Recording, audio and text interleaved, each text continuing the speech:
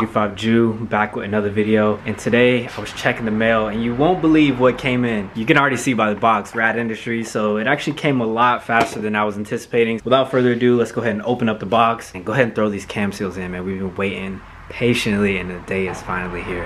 And just like that, we have our new cam seals. And this, boys, is the correct part number.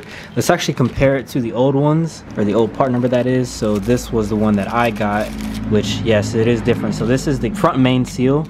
So they sent me again 3 front main seals, and then here are the new cam seals. I can already tell right off the bat they're a lot smaller. So this looks exactly like what came off the car, rather than, so you can just tell like how much bigger and thicker this one is compared to that one. So glad I have that. So let's go ahead and throw these in. Shouldn't be too bad. Just need to take off the valve cover real quick.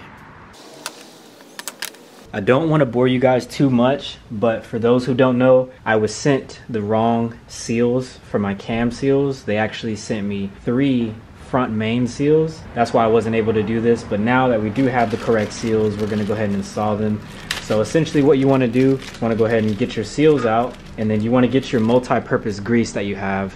And you basically just want to put the grease inside of the seal just a little bit and slide it on. This side is going to be a lot easier just because I have this cam cap right here off. I can take this off and just slide the seal on.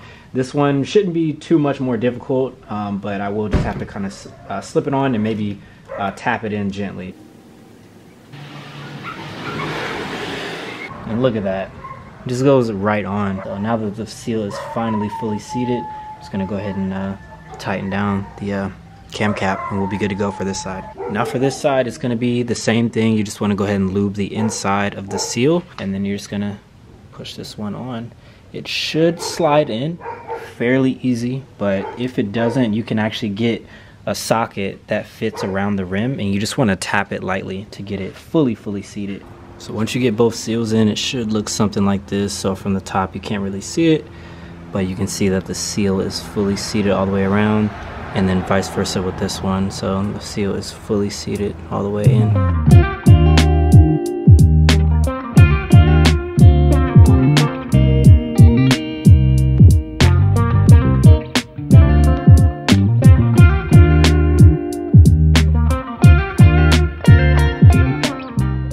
I got a little bit ahead of myself, so I did get the cam gears in, and I went ahead and pretty much reassembled everything. And what you want to do, you want to go ahead and torque this 17mm bolt down to 59 foot-pounds, and as well as this one right here. So both of these 59 foot-pounds, and then the cam cap right here on the VVTi side is going to be 15 foot-pounds. Cam cap looks like this.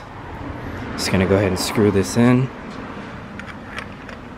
and then once it's fully screwed in, 15 foot-pounds, and then you are pretty much good to go ahead and put your timing plate back on. Just make sure your lines are lined up with the indications on the valve cover, and you'll be good to go. All right, after many back and forth, I went ahead and put everything back on. So I have the belt on, I have my tensioner on. You guys can't really see it down here, but I do have like a little rod right here in the tensioner. So technically this thing is supposed to kick out once I take that out. But right now I'm just kind of spinning it just to make sure all of my dots line up. And thank God my dots line up. So let's see if I can get this thing to focus for you guys. So you can see there's a small dot right there, and it's lining up right here in the back. And then as well as this side, small dot right there, lining up with that one. And then down here, there is a white mark. You guys probably can't see, but it is lining up with that. So I'm just going ahead and turning the engine over quite a couple times just to kind of get every cylinder, you know, up top, and seeing if everything lines up. And thankfully enough, everything is giving me no issues right now. And this belt looks so good, man. Jeez, I've never had, actually on the RB I did have a Greddy belt, so it was a little bit similar to this, but dude, I wish I could have some type of clear cover, something like that, but maybe in the future. Dude, this thing is looking crazy. So I'm gonna go ahead and keep turning, just making sure every cylinder top dead, and yeah, we'll go from there, and I'll update you guys in a few. All right guys, there she is, all timed, everything is good to go. All the marks line up how they're supposed to, so you guys can kind of see that one right there. And then same with this one, is lining up. And then also there's one down here, as I mentioned. So everything is good to go. I went ahead and took my pin out right here, which was in that little black hole. So this is a hydraulic tensioner. I'm actually completely new to this, but pretty much once you take that pin out, there's really no going back. Otherwise you would have to take off the hydraulic tensioner and like compress that back down. But we are good to go. It has great tension. Everything is good. If you guys are looking for this part number, this is the part number right here to my belt. So I'll definitely get that because this thing is looking fresh. So now that everything is good to go, I'm gonna go ahead and put my valve covers back on and just probably double check this one. You're supposed to torque this one to 15 foot-pounds. But again, since this one is the VVTi gear, it's really hard to do it without the belt on just because this thing moves around so much. So now that the belt is on and tight, I know this thing's not gonna go anywhere. So now I can kind of torque it down to 15 foot-pounds. But yeah, let's go ahead and do that and button this thing up and get all the accessories on back on the front, man. So stoked for this.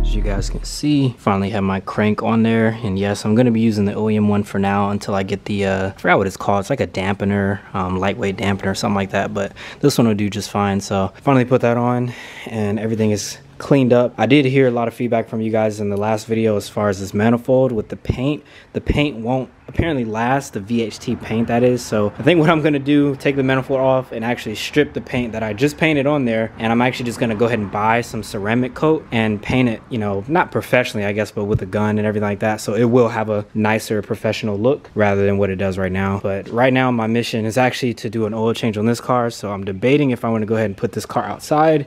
Granted, I do live on like kind of a hill if you can't really tell, so I don't know if I'll be able to get this thing back up, but that's kind of what I'm debating right now. So I guess you guys will wait to see, but if you did enjoy, please drop a like on this video, comment if you are new, and subscribe to the channel for more updates as far as the JZ Nismo 370Z. I'm out.